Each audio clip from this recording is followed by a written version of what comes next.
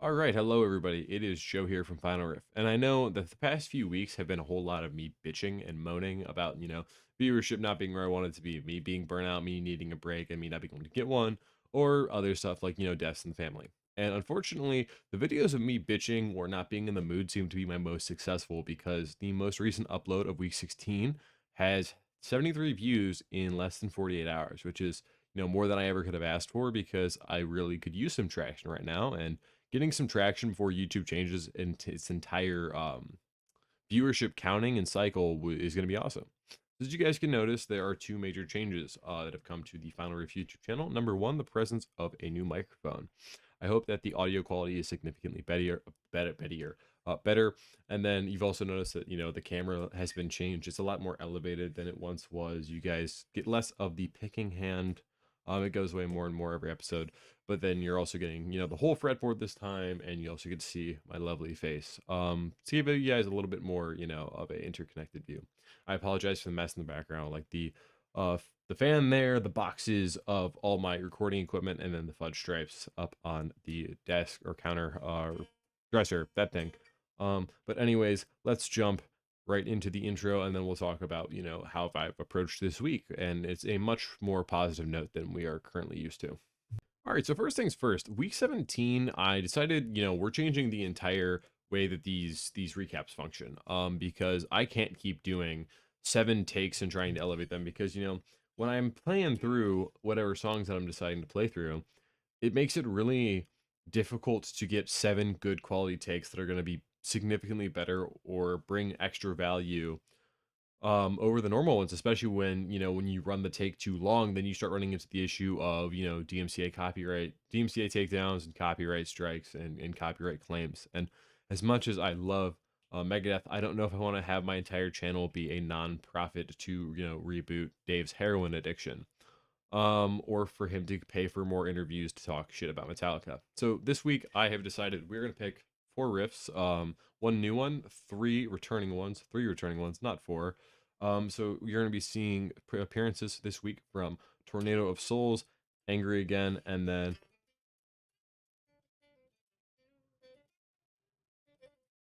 Devil's Island. I just realized my guitar is in E flat, so we're gonna be starting with that, which also would explain why when I was practicing earlier, the Devil's Island tapping solo at the beginning, which I'm going to attempt to do. I have no promises of how that will turn out. Sounded a little bit off, but I guess if it's not the notes that I thought I was playing, no shit, it's going to sound a little off. All right, so as I just alluded to, we are going to be tackling Angry Again once again. I know that in my videos prior, I have been really trying to up the pace with the way that I record my content, try to make it faster, more digestible. But if everyone's only going to watch 2 minutes of the video, I'm going to record these however the fuck I like. So suck on that. So yeah, Angry Again, one of my favorite Megadeth songs. It was originally created in the 90s for the movie The Last Action Hero, which, as I've said numerous number of times, as I've said numerous times, is a phenomenal movie soundtrack, and you really should go check it out. Words are really difficult, I guess. Once you slap a microphone in front of me, I no longer remember that I'm a YouTuber or that I, speak the English language. Anyways, but yeah, no, great song. We're gonna jump right into it. We're gonna give you a little blurb. You know what? I haven't decided if I'm gonna double track these yet, so you'll be just as surprised as I am.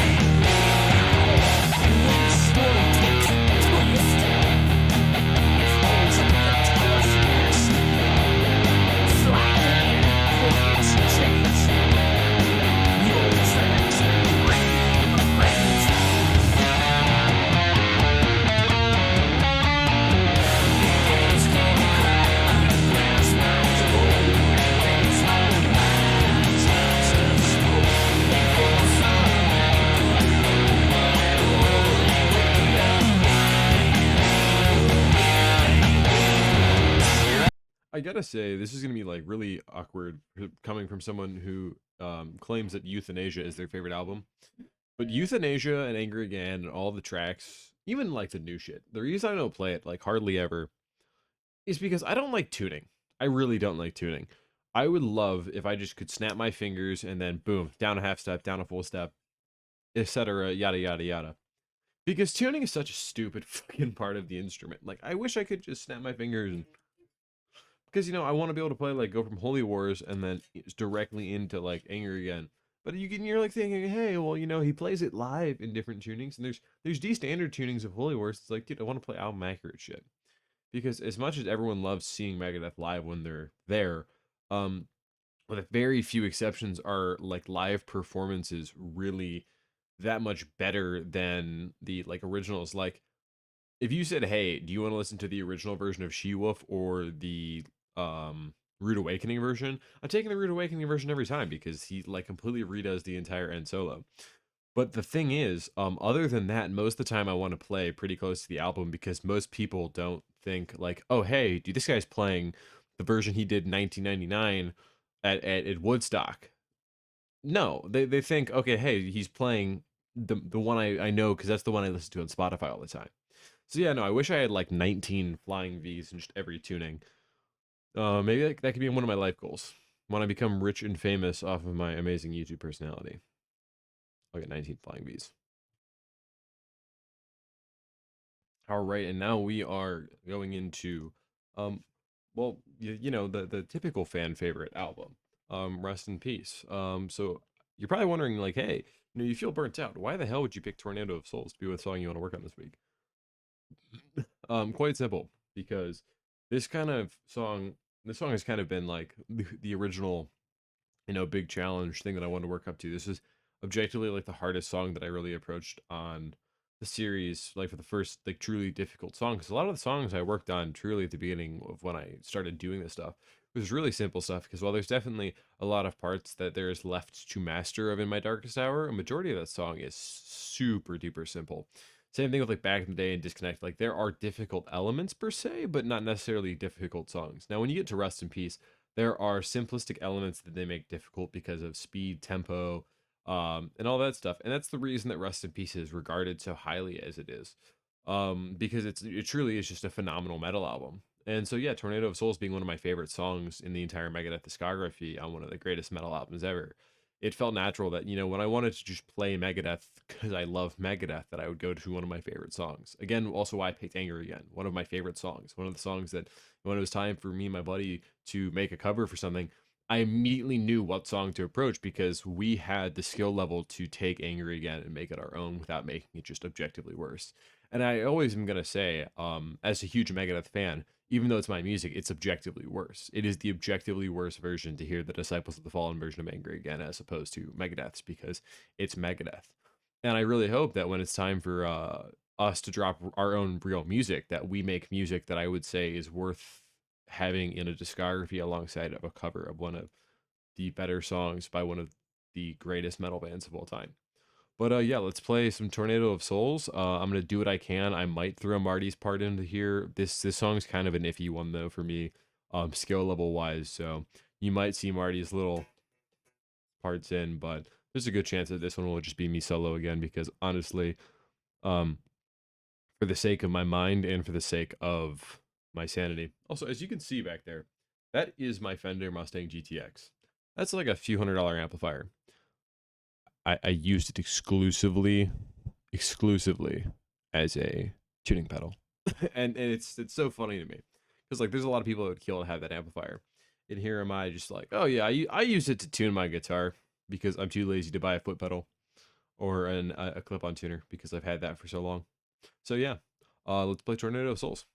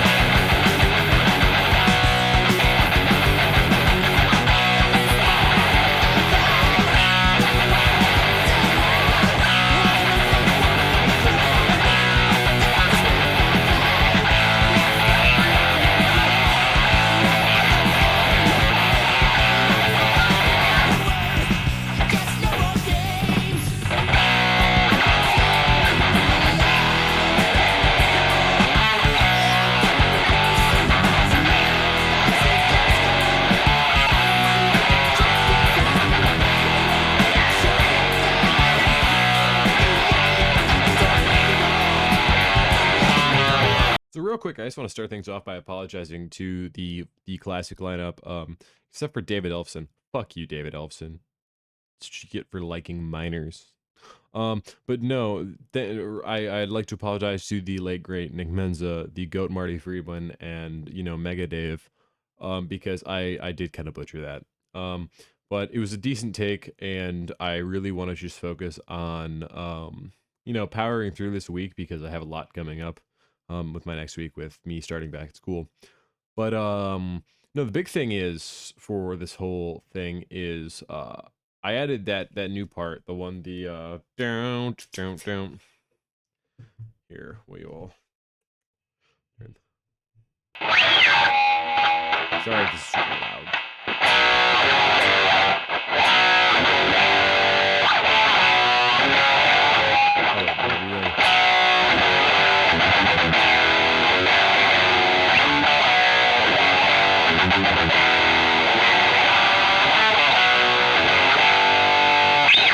We added that.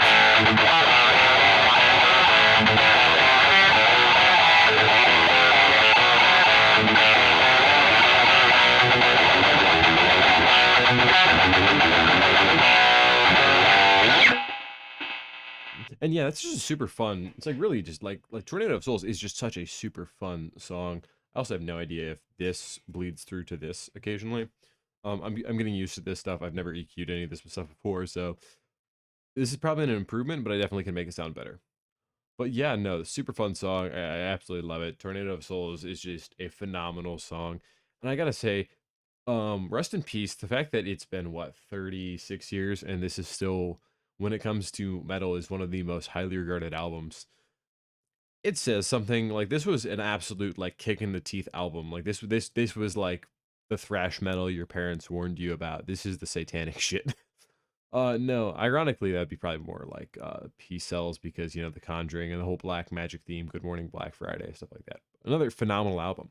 Um, and like I know I say it a lot, but I'm one of these days I'm gonna make a video. I'm gonna rank all 17 studio albums, plus also I'll throw Hidden Treasures on there because Hidden Treasures, even though it's technically like 3 of them are covers and it's just a whole bunch of singles like combined together, Hidden Treasures is objectively one of like the best like compilation albums that you could technically like bring from a band, because as much as it is a compilation album, it's not like it's just grabbing a bunch of like their greatest hits. It's literally them grabbing a bunch of side projects they did, like Paranoid they did for Nativity in Black, or um actually I should one of these days I should rank all their like little one-off songs and their cover songs, because like stuff like Foreign Policy is actually a cover of a, what band was it? Leaving, which is like then that ties back into his it was Fear. It's a Fear song. Leaving was in Fear. He was the bassist and singer from Fear. Again, there's so much lore. There's so much Megadeth lore that I would love to talk to you guys about because it's something I'm grossly originally knowledgeable about. But anyways, we're gonna spend way too much time with me blabbering about Megadeth, and shit. So we're just gonna go jump right into the next song, which is gonna be Trust, the song that got my other video copyright struck. I hope this doesn't happen again. So, if you've heard of Megadeth, you've 100% heard of Trust, and you, to be honest, probably heard of Trust before you heard of Megadeth, depending on how you were exposed to it, because Trust was and still is the most commercially successful single that Megadeth has ever had, and it really makes sense because first off, you still get a decent amount of Megadeth in that dad rock sound, because when you go to Risk and like Super Collider are like the epitomes of pop punk, dad rock, a lot of extra stuff. That's not conventional Megadeth stuff. And like even The World Needs a Hero at times comes off more hard rock than thrash, really. Except for certain songs, like songs like Recipe for Hate, Warhorse. Those are phenomenal songs off that album. But now we're getting we're getting too far disconnected from Cryptic Writings, because you're still getting a decent amount of Megadeth mixed in with that more radio rock sound. But Dave really tries to sing on this song, and it is so catchy, and you just can't escape the fact of just how catchy it is. And the riff is just amazing, and the Marty solo fits the song so well. And this is really one of those things where while Megadeth may be a thrash band, they really knocked it out of the park with this. And I gotta say that's just really cool. Because Because there's a lot of times where bands that are really good at one thing go to experiment with another, and they egregiously fail. I mean, not to pull the Dave Mustaine here, but look at Metallica.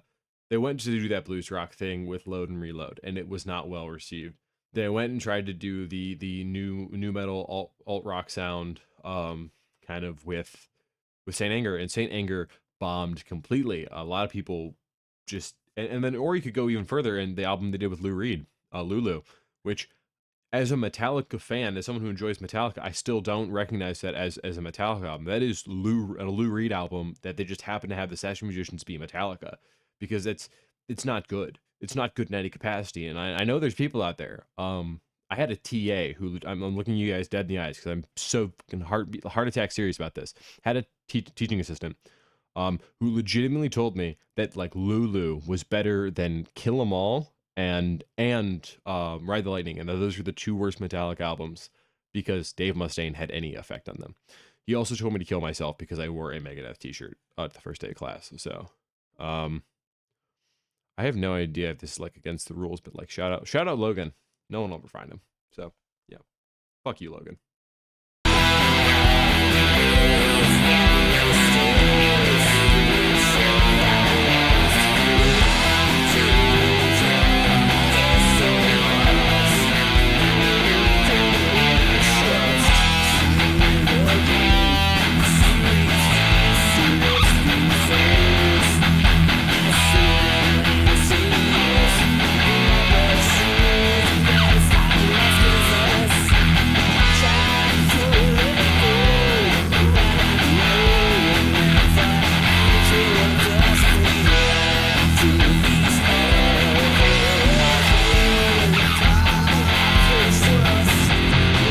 All right, so I'm gonna out myself. I'm an extremely like indecisive person. Like, and it's been an issue I've had like my entire life. So, when I was a metal normie and I was first getting into like metal, and I was a big Metallica guy because everyone's big into Enter Sandman when they first start, and then they hear like AJFA because I was one of those people. I heard it in Injustice for All. I'm like, wow, dude, this is like the best music we'll ever get. And then you like turn on Megadeth and you realize, yep, no, this Metallica band isn't shit. No, but as jokes aside, I really still do enjoy Metallica. But so I was a metal normie, and metal normies love songs like everything off of on the Black Album, but they also love songs like Trust because they are metal, but not quite metal. There's still a decent connection you have with like your typical rock and roll. So like if you were to show somebody, I feel like that who'd only listen to like EVH and like Bon Jovi and shit, like a metal song, and you wanted them to like it and have a good chance of liking it, stuff like Enter Sandman that was way more radio oriented was probably be your best bet. So, anyways, I'm in high school. Set the stage. I'm in that weird phase where you're like kind of just you're dating, but like none of that shit matters because it's fucking high school. And I had this nasty habit of, cause my indecisiveness, I would me and a girl would break up, and if she came back and said, "Hey, you want to try again?" I'd be like, "Sure," because that's way simpler than talking to someone new and meeting someone new. It was easier. Um, really wish I did not make those decisions because that would have made my life so much easier. So anyways, that's where a heavy resonance with the song Trust was, because one, it was normie metal. It was super easy for me to get into because it wasn't anything super complicated, but also I related to that whole, yeah, we'll just be friends, because that was another truth to Ben, for at least for me. That was something I heavily related to with those lyrics. Then college started, and now I get no play because all I do is play. So, yeah, who don't do guitars, kids. Just worse than drugs. Especially don't do drugs and guitar. Holy fuck. Then you might go like create a multi-platinum metal band. That'd be really bad for you. I have this really bad habit right now where I don't look at the camera and I keep shaking the fucking desk like, oh, yeah. Wow, that probably sounded so weird. Fuck, dude. YouTube career over. Wrap it up. Wrap it up. Put it in the bag. Hello, me. Meet the real me. Yeah. So let's go jump into the next song. All right. Yo, I'm hiding. You can't see me. No, so as part of my legal obligation to the Megadeth community, I've been trying to add a new riff every week. Right now, I'm currently like workshopping the next because I obviously don't start it the week of. I start working.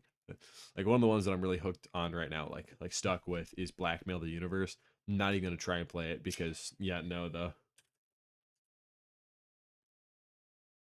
it's like if Take No Prisoners was like worse. And I mean difficulty, not in like quality. I love Systems Fail. That is a phenomenal album. So, anyways, the new one that I decided I was gonna take a crack at was, as you saw by the title card, because I forget that I do this. I forget that I make it really. Oh shit, fuck.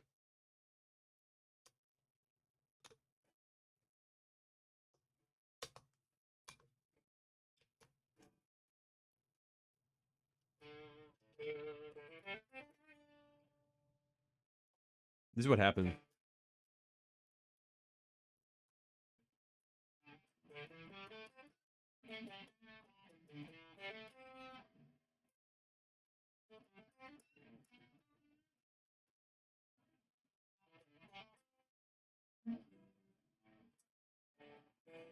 All right, sorry about that.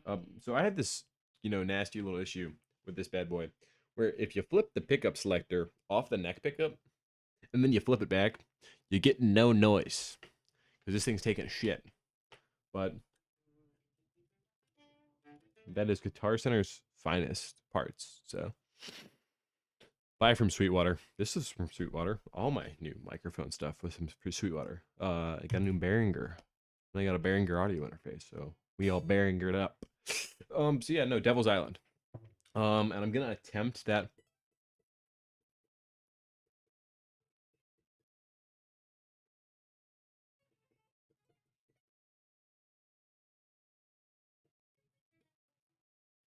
Yeah, that's gonna suck. Just warning you now. That's gonna garbage.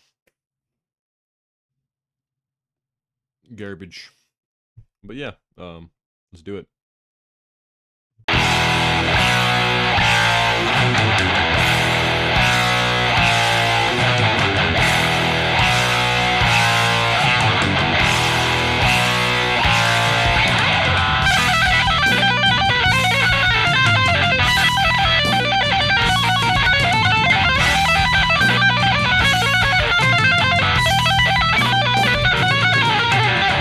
So now, realistically, if you have ears, I apologize. So you'll realize that I have a long way to go on that, because not only does it fall apart directly after the tapping part, when it starts to descend into the part, it's not all there. And honestly, that's okay for me, because not the guitar solo I'm focusing on. I'm kind of working on.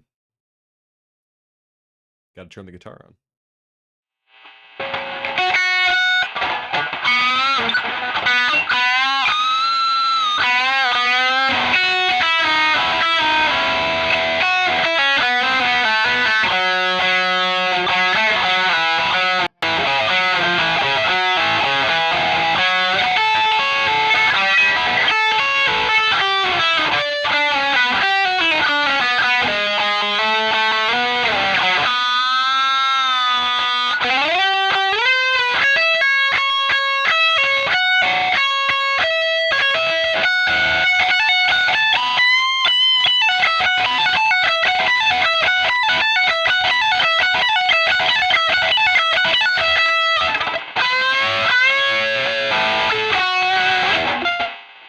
So yeah, I do dabble a little bit in the solos, and like, I can rip out a.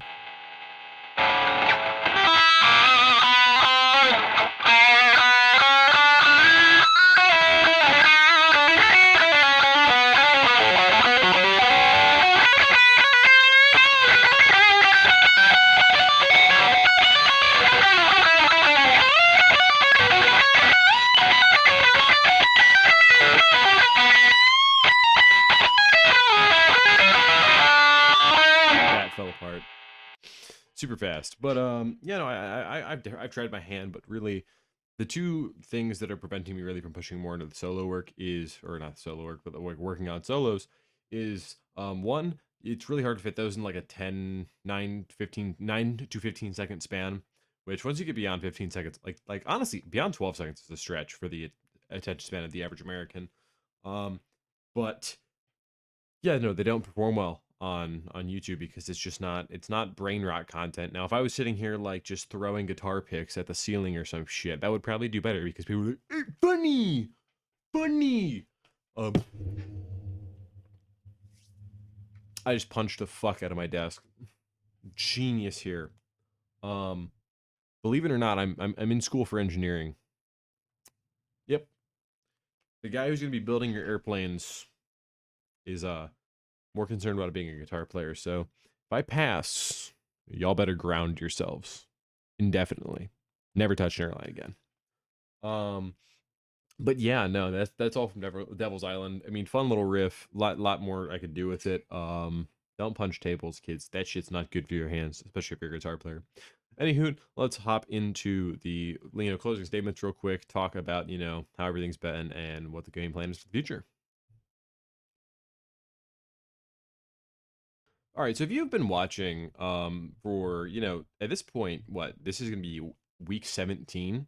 If you've been watching for 17 weeks now, you've kind of picked up that this channel has like evolved majorly. I'm in the videos now. They are not shot on they're still shot on my iPhone. Like that's an iPhone camera you're watching this on. But like there's actual recording equipment. I have my direct audio input and audio interface. All that stuff's like all my wiring is zip tied in. I've redone my entire setup for this. That's why there's so much shit back there. And I'm hopefully by next week's video, everything in my background will be gone and it'll be clean. But there's a couple videos I have planned for non just recap content. I want to do stuff that is more than just hey look, I played Metallica. I'm stupid. I played Megadeth for like a week, another one, and yeah. So speaking of Metallica, one of the videos I want to do is after playing, a few months of Megadeth, are Metallica riffs easy? Is this something I can actually like put pen to paper on and actually be like, yeah, no, these are easier? Because I tried learning Metallica riffs. I was a Metallica fan before I was a Megadeth fan, and I think the natural progression is if you're someone who's getting into guitar and you like Metallica more, and you're thinking this guy doesn't know what he's talking about. Um, and then go play guitar, listen to Megadeth, and you'll become a Megadeth fan. That's just how it works. Like the second you start playing more guitar, you start having more appreciation for the guitar work and all that stuff, and you want to learn how to play it because that's what Megadeth's always, in my opinion, done better. The guitar rhythms, leads, everything is so much infinitely like billions of years better on the Megadeth side of things than the Metallica.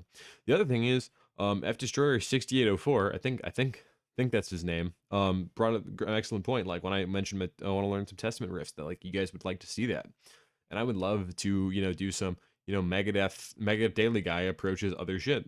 One of the other things I want to do is I want to do a tone comparison between what I can squeeze out of a GTX and what I can squeeze out of a uh you know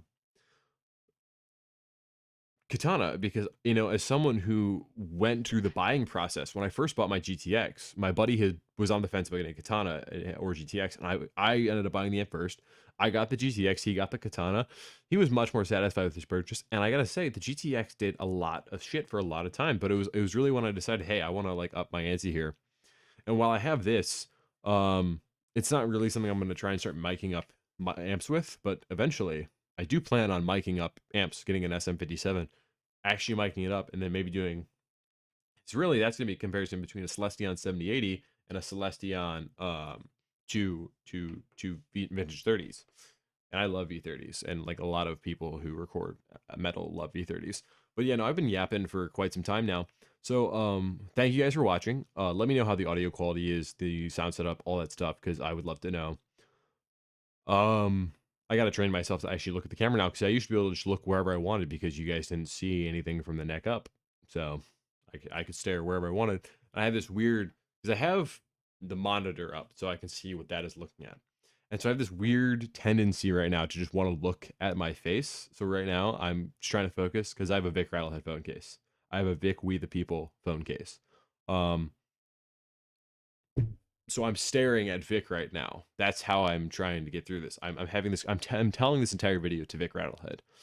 But yeah, no. I hope you guys enjoy. I hope you guys like Week 17. And I have a lot of big stuff planned, like tone comparisons, how I get my metal tones. Maybe a gear review, stuff like that. Some going overview, or sorry, gear overview. I would love if you work at like Harley Benton and you want to send me a Explorer with EMGs and have me do some Metallica videos. I'm here. I'm willing to. Or even send me, a Harley Benton Victory. I'd be happy to review one of those. But my phone seems like it doesn't want to work anymore. So before I have all this, cut down and die, thank you guys all for watching, and I'll see you guys in the next one. Signing off. Hello, me. Meet the real me in my misfit way of life. Watch him become a god. All right, yeah, we're not going to do that to my poor microphone anymore. All right, catch you guys next one. See ya. Bye.